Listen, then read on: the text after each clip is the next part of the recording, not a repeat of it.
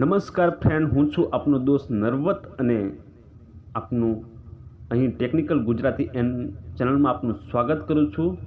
અને આપણે આ જોવા જઈ રહ્યા છીએ આ વિડીયોમાં કે 30 સેકન્ડથી વધુ સમયનું સ્ટેટસ આપણે કઈ રીતે વોટ્સએપ પર લગાવી શકીએ એ પણ આપણે અહીં પ્રૂફ જોવાના છીએ અને હું લગાવીને પણ બતાવવાનો છું। તો આપણે વધારે સમય ન લેતા વિડીયો ચાલુ કરીએ। આપણે તેમાં કોઈ પણ એપ્લિકેશનની જરૂર પડશે નહીં, માત્ર આપણા વોટ્સએપથી।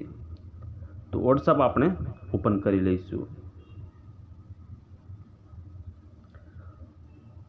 વોટ્સએપના ફીચર અપડેટ આવતું રહે છે, એટલે બદલાતું રહે છે। આપણે સૌથી પહેલાં અપડેટ સ્ટેટસમાં જવાનું છે।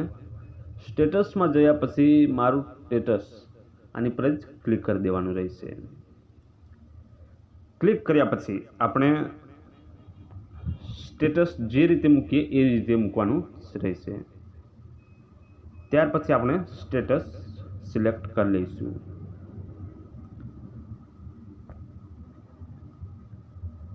મેં અહીંયા સ્ટેટસ સિલેક્ટ કરી લીધું છે, જે છે 55-59 મિનિટનું હોઈ શકે છે। તો સૌથી પહેલાં તમારે એક પાર્ટ અહીં આ રીતે સેટ કરીને મૂકવું રહેશે, કારણ કે અહીં 29 સેકન્ડનો જ સ્ટેટસ મુકાય છે। તો સૌથી પહેલાં તમારે આ રીતે કરીને સાઇઝ ફૂલ કરીને જે રીતે મૂકે છે તે રીતે મૂકવાનું રહેશે। આ રીતે કર્યા પછી તમારે ફરીવાર સ્ટેટસ મૂકવાનું છે, તેની પર આપણે ક્લિક કરી દઈશું। ક્લિક કર્યા પછી ફરી એને જ સ્ટેટસ આપણે ક્લિક કરીશું। ક્લિક કર્યા પછી જે અહીં આપણે 30 સેકન્ડનું બતાવે છે સ્ટેટસ, તેને સિલેક્ટ, તેને આપણે પાછળ ખેંચી લઈશું। ઉપર તમને સેકન્ડ દેખાય છે તે રીતે તમે સિલેક્ટ કરી શકશો। અને 29 રાખી લઈએ આ રીતે, અને ફરી આપણે ઓકે કરી દઈશું।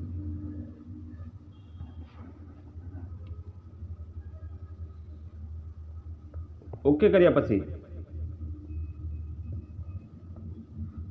અપલોડ થઈ રહ્યું છે, તમને હું બતાવવા માંગુ છું।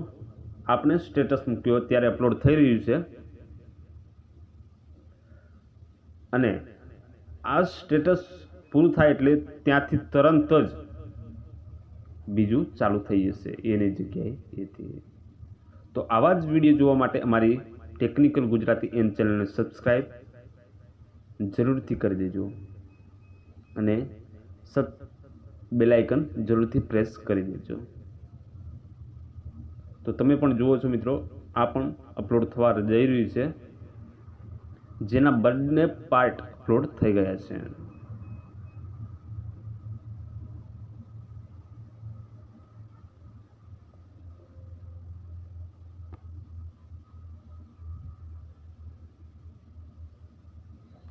આ રીતે આપણે 30 સેકન્ડથી વધુનું સમયનું સ્ટેટસ મૂકી શકીએ છીએ।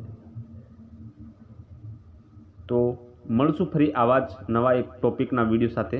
ત્યાં સુધી બધાને બાય।